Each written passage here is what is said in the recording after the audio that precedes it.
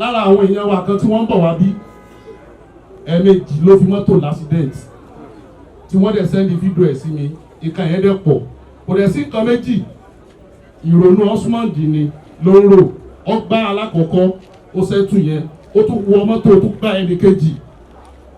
wọ́n ẹ̀sẹ̀ yanjú ẹni yẹn ẹ̀sẹ̀ débi báyìí ni kò ṣe pé kò mọ mọ́tò wà bọ̀sẹ̀ mọ̀ wípé nǹkan téèyàn ò lérò tó bá já lùyàn lójijì èèyàn máa ń di dèrè ni. mò ń sọ̀rọ̀ ohùn mi ń gbọ̀n àwọn tí wọ́n mọ̀ mí dáadáa wọ́n mọ̀ pé akọni ni mí tábà ní kéèyàn ó sọ̀rọ̀ àmọ́ àsìkò yìí kọ́ torí pé nǹkan tó ṣẹlẹ̀ ó jẹ́ nǹkan ìbànújẹ́ tí ó dùn mọ́ anybody ṣùgbọ́n síbẹ̀síbẹ̀ náà a gbọ́dọ̀ kí àwọn tó bá ṣe gudugudu méje àti yàyà mẹ́fà mo gbé látòrí chairman wa Alhaji Akeem Balogun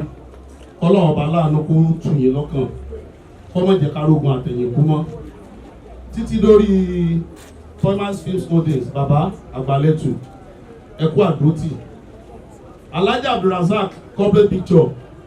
ẹ̀ ní firú ẹ̀gbá o owó bàbá mistura Isolat Films and Record bàbá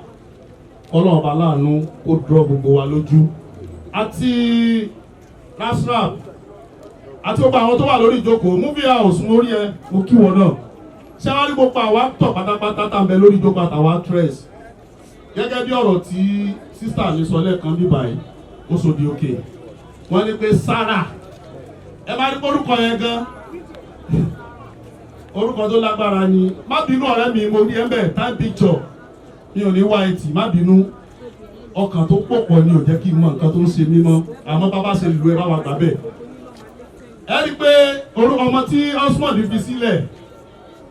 Sarah gbogbo ìgbà láti ìgbà tí Osmond ti kú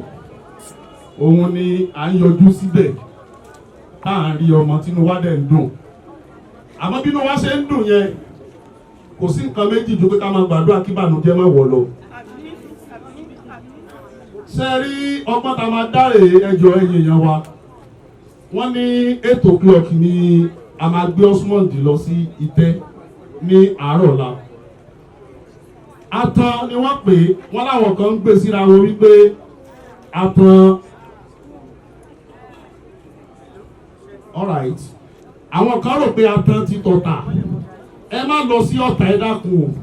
o kò é sí atan tó bẹ lọ́nà dí ìrókò atan ti Yábà ní Unilag ibẹ̀ ni o tọ́ba dárúkọ atan ẹlòmí ọ̀nà dí ìrókò ló múrí lé ẹ má jà lọ dí ìrókò lọ́nà ẹ dákun ẹ jọ atan ti Yábà ń bíbáyìí ní Unilag cemetery tó ń bẹ níbẹ̀ ibẹ̀ láti máa ṣe àdúrà gbẹ̀yìn fún Osmond ṣẹ́wárí lórí ti group tí a create láàrin ara wa àwa tá a jẹ́ actor and actress pátápátá àwọn èèyàn ti ṣe gudugudu méje yàyà mẹ́fà àwọn kan wà tí wọ́n ní ká má dárúkọ àwọn wọ́n ń pè wá wọ́n dẹ̀ ń sọ fún wa a dẹ̀ ń deliver fúnlé àwọn tí wọ́n dẹ̀ ti sẹ́ndì owó sínú group yẹn náà ẹ jọ̀ọ́ tí a bá ti sin Osmond tán lọ́la kò kí ṣe instantly náà la máa close group yìí o àwọn kan promise wa wípé tó bá di lónìí àwọn máa fún wa ní owó ẹ̀yin tẹ́ promise wa yẹn náà jọ torí Ọlọ́run ẹ bá wa ṣe a sì ń gba owó yẹn ìyẹn donation tá à ń ṣe láàrin ara wa ni ẹ̀yin tẹ́ dẹ̀ promise ọ̀la àbí Monday náà ẹ jọ torí Ọlọ́run account number ìyàwó Osmond ó ń bẹ lórí pílátífọ́ọ̀mù yẹn bówó yẹn dẹ̀ ṣe ń wọlé sọ́dọ̀ ẹ̀ ló ń pè tó ń ká dúpẹ́ lọ́wọ́ lágbájá ládúpẹ́ lọ́wọ́ tàmẹ̀dù lágbára lọ́dọ̀ Ọlọ́run a ní dárú owó báyìí fúnra wa mọ́ a dẹ̀ ní rógun àtẹ̀yìnkú mọ́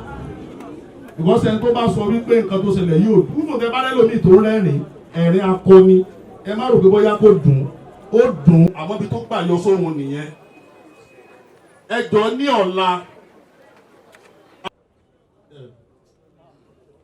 ẹ jẹ́ ká gbé iná sórí kándù yẹn ká dẹ̀ ṣe kándù night wọ́n láwọn kan náà láwọn tó fẹ́ sọ̀rọ̀ lórí ọ̀rọ̀ Osmond èmi ò ní kán máa sọ̀rọ̀ but ẹ jẹ́ ká ṣe pápápá. aláyé ìwọ ti dàgbà ojú wa lọ so fèyílẹ̀ fún mi. inú gbọ̀n ìwọ náà di méjì kọ́kọ́ wá wọ́n máa fi iná sí kándù sí i ó dàgbà jù wá lọ ìwọ lọ jókòó. Sir, okay, just 7 minutes. Okay, 7 people. I go on the 7 o'clock. Okay, tó bá ti di wọn àwọn ọ̀gá ti sígbà wọn pé tó bá ti di 7 o'clock kí ẹ̀ẹ́dẹ̀ tó 7 hours. So 2:20 tí wọ́n bí ó máa sọ̀rọ̀.